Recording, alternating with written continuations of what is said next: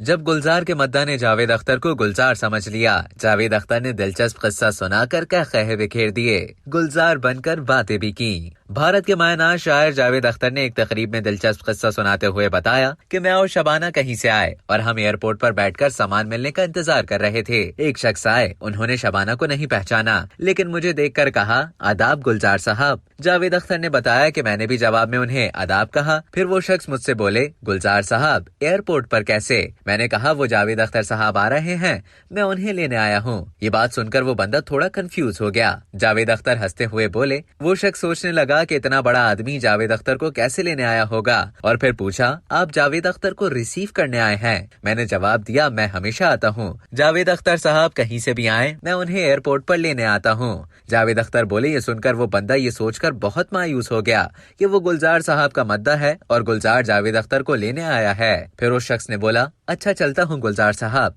इस तकरीब में शायर गुलजार खुद भी मौजूद थे। जावेद अख्तर ने जैसे ही ये किस्सा सुनाया, उनके हर एक जुमले पर वो खुद और गुलजार भी हंसते रहे और उनके साथ साथ पूरी महफिल भी क़हक़हों से गूंजती रही। अब तक के लिए इतना ही। मजीद इसी तरह की मालूमात हासिल करने के लिए डेली जंग के YouTube चैनल को सब्सक्राइब करें और Facebook के पेज को लाइक करना ना भूलें।